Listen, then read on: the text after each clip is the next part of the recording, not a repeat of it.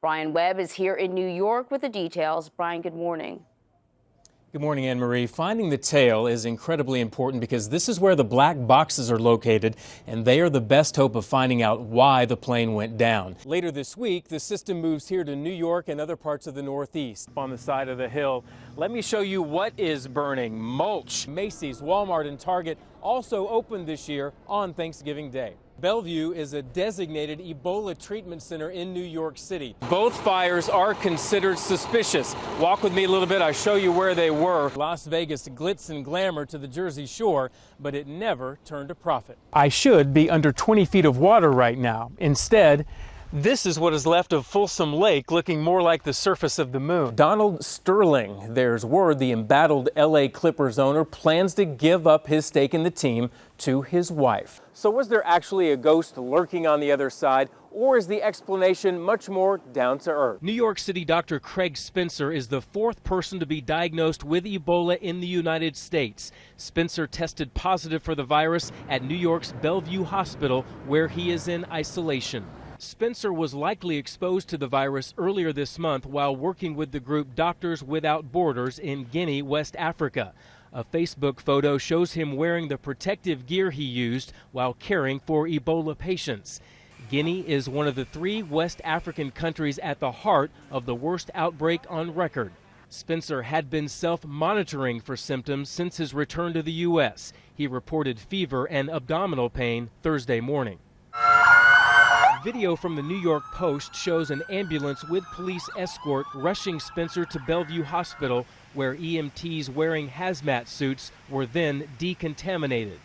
Bellevue is a designated Ebola treatment center in New York City. Healthcare workers here have been preparing for a situation like this for weeks. Spencer is being kept in an airtight room like this one. A CDC GO team will work with his doctors to make sure all protocols are followed. Brian Webb for CBS News, New York. It's like a needle in a haystack. Folsom Lake is so dry, treasure hunters now trek the land where fish used to tread water. Just picked this thing out and decided to knock around and have a little fun. I should be under 20 feet of water right now. Instead, this is what is left of Folsom Lake, looking more like the surface of the moon. It's below 20% capacity and 50% where it should be this time of year. The lake hasn't been this low since the late 70s, losing 1,700 square feet a day. Drastic measures may be on the horizon for the 500,000 people who drink, bathe, and water lawns from the lake's supply.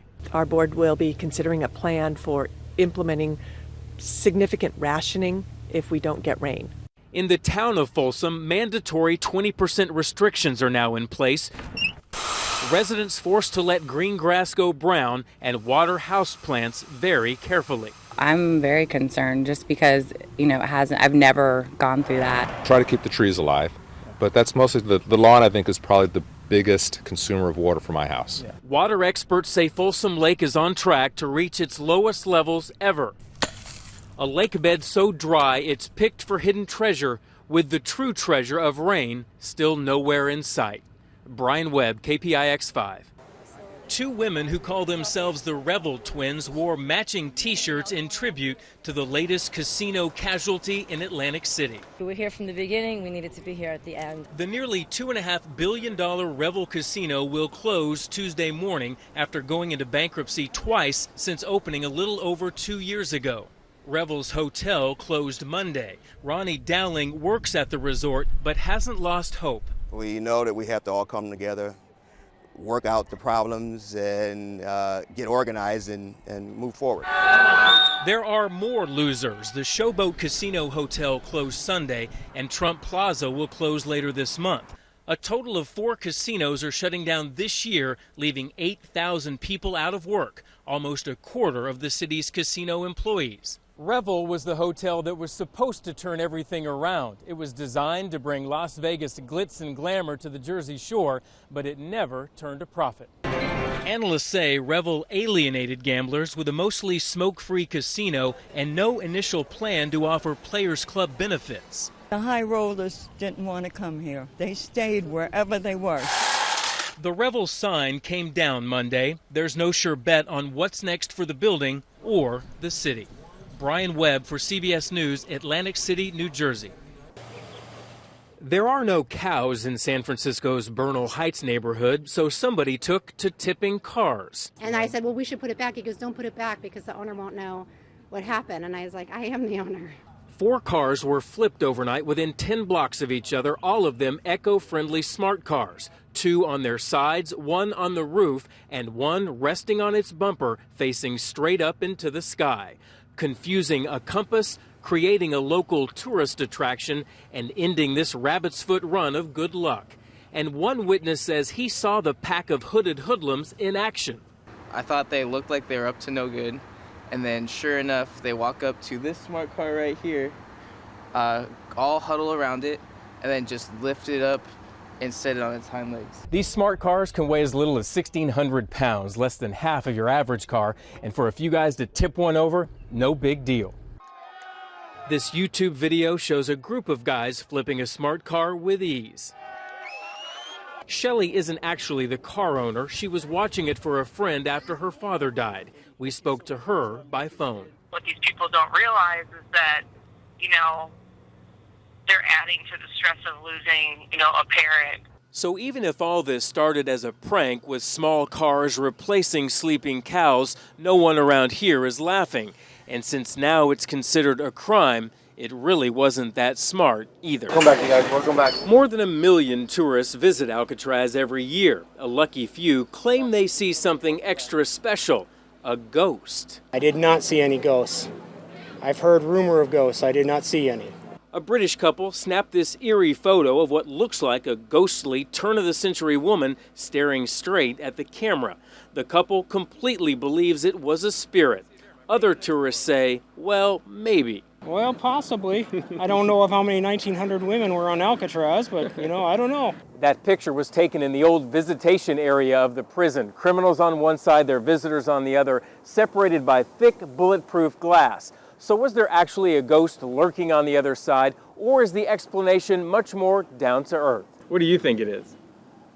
Shadows. Shadows. We caught up to former Alcatraz prison guard George DiVincenzi for the Inside Scoop. He worked on the rock for 8 years during the late 1950s. In your experience, were there ever any ghosts out there? No. Nothing. Well, personally, I don't believe in ghosts. But that's such a great place for a ghost story. Yes, I imagine. In its 29 years as a federal prison, there were 8 murders on Alcatraz, 0 executions, and nobody was buried there. But still, the island's history is rich with ghost stories.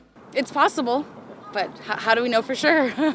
And that's the thing about ghosts. What you can prove is less important than what you believe. Brian Webb, KPIX5. Developing news out of Santa Barbara, where police say a drive-by shooter went on a rampage near the UC Santa Barbara campus. 7 people are dead. Last night in the area of Isla Vista neighborhood was sprayed with bullets. It's an area known for numerous student parties. The sheriff believes the suspect was acting alone. He is among the dead, and another 7 people are hurt. Authorities still trying to establish a motive. Witnesses describe the scene as chaotic, and it came out of nowhere. I think one girl was shot dead. The other girl was shot as well, but I think she's at the hospital. First time I saw it, I just ran away from my life, so I don't know any details. Police say the suspected shooter exchanged gunfire with deputies before crashing into a parked car. It's not clear whether he was hit by the gunfire or died from self-inflicted wound. One of the main defendants in the corruption scandal involving State Senator Leland Yee is getting an unusual show of support. KPIX5's Kristen Ayers shows us a fundraiser to free the man known as Shrimp Boy. Chow is still in federal custody. His attorneys say they'll be asking for a bail hearing in the next few weeks. He died more than a year ago, but were left at the county morgue. As Stacey Butler reports, those vets should have been buried, but instead were forgotten. The LA County morgue blames the VA for the oversight. A VA spokesperson says the morgue never contacted them about the issue. A Bay Area man is paying the price for having a popular name. On the Consumer Watch, Julie Watt shows us how a case of mistaken identity led to some major tax trouble. Smith has had some other troubling times with his name. He's had wages garnished for someone else's back child support, and he was arrested and put in the back of a cop car until police pulled a mugshot proving his innocence. If you have a consumer problem, go to kpix.com and send us an email. An ex-Oakland cop is under investigation. He's been collecting thousands of dollars in disability. At the same time, he's been performing dangerous and physically demanding work for the FBI. NBA Commissioner Adam Silver says he has the support of the required 3/4 team owners to force Sterling to sell. People who can afford a $10 million yacht in the first place are probably doing all right. Doing all right. You could probably get a second one. Hopefully they salvage the champagne. Yeah, They're gonna that would need make it. them feel a little better. Well, thanks for